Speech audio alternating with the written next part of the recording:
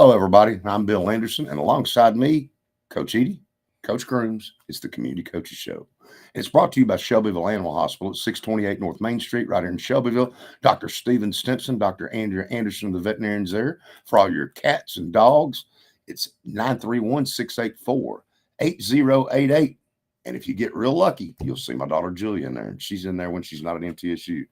Guys, tough ball game. Yes. At home, Watertown, 63-0. Didn't go the way you wanted. No, sir. Like we knew going into it, Watertown had a big offensive lineman. You know, their O-line was solid. We was going to have a hard time trying to slow it down. We came up with a strategy. We tried to jump to a 3-3, try to create some chaos. We created chaos, all right, but it is the wrong chaos.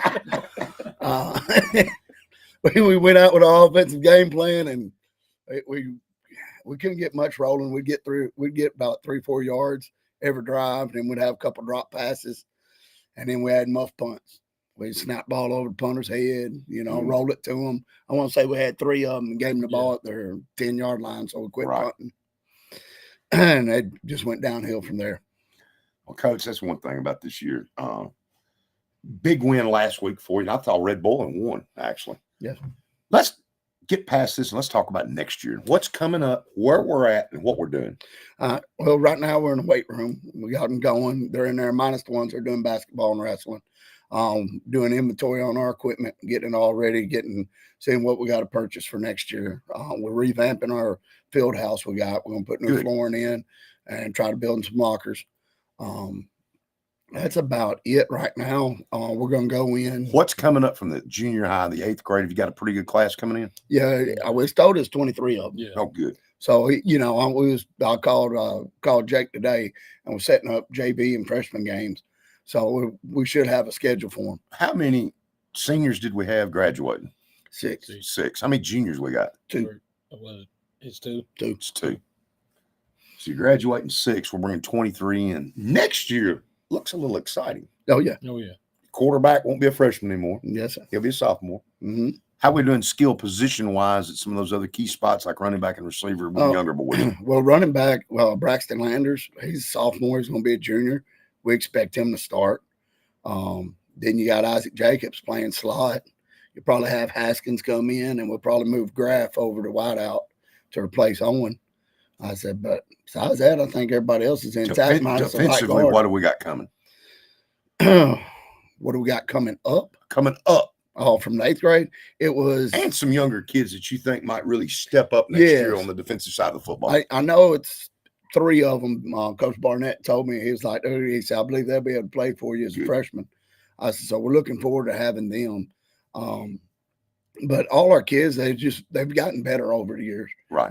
From the start to finish, they're covering, the DBs are covering and coverage. Right. They're understanding what they're doing. We got to get a little bit better on our linebackers. We'll have to get a little bit better there because we're losing one of them, a senior. So we'll have to find a replacement there. It's been a tough year. You're 1-9. I commend you two for coming in here every week, talking to the folks out here. But we've had a pretty good time doing it. Oh, yeah. I've enjoyed it. Oh, yeah. I have too. And I will tell you this. We'll do it again next year if y'all want to do it. No, I'm fine with it. Because I've enjoyed it. And I think the folks have enjoyed it. I think the parents have enjoyed it. And we'll do it next year as well. Let's talk a little bit about Giles County beat Sequatchie, I think 41-7. Let's talk playoffs for a minute. All right. Your region, you've got Brainerd going to Giles County. Is that Chattanooga Brainerd? Yes, sir. Yeah. And they're a 3A school? Yes, sir. How? Don't ask me. That used to be, Brainerd used to be, back in the day with Coach Insel, that was a AAA, big-time 6A school. What happened? I'm assuming Boyd Buchanan coming in, having Rankin out there. I said they probably recruited some of the athletes and got them going over at that private school. It's still a student issue to where I don't see how the school shrunk. Oh, right. You know what I'm saying? Because it was a big school. It's always been a big school. Sequatchie goes to Tyner Academy. Where's Tyner Academy? Tyner's Chattanooga. It's in Chattanooga. It's on the other side of Chattanooga. So Tyner. Watertown goes to McMinn County. That used to be a powerhouse too. I don't see how they're 3A either because I remember my senior year of high school, that's where that great 87 team went, was to McMinn County. Yeah. Place Bradley and them. I think Watertown pulls that one out. Yeah. Really? Yeah. The games they've lost, they lost to Sequatchie. They fumbled in the Right. red zone twice. I was like, if they can stop the fumbling in the red zone, I said Watertown's going to be a hard team to beat. Oh yeah. Grundy County goes to Meigs County. What do we know about Meigs County? Anything? Now, that's Not a little really. farther east, Yeah, isn't it? Yeah. they're not really explosive.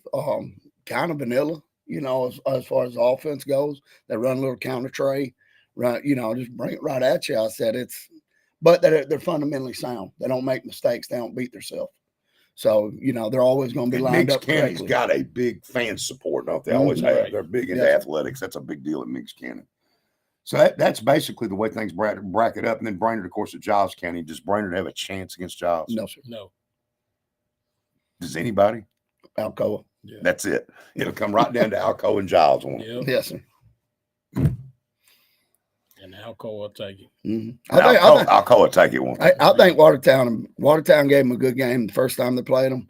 Giles beat them, but when you was watching film, Watertown was doing what they wanted at first, and then of course Giles County got the quarterback running and going, and there wasn't nothing you could do. Right. I mean, you couldn't even. What would be the biggest needs if we could do something for your program out there that you need facility wise? What would be the number one thing? Number one thing we need a field house or a outdoor facility for them to work out in, practice. I don't think they can hit baseball, softballs, everything. I said, because we don't have that right now. Is there any talk of doing that? It's been rumors since we've been here, but Right. it's been almost 9 years now. Right. Nothing's happened. So, But looking forward to next year, we ought to be quite a bit better, shouldn't we? Oh yeah. yes, sir.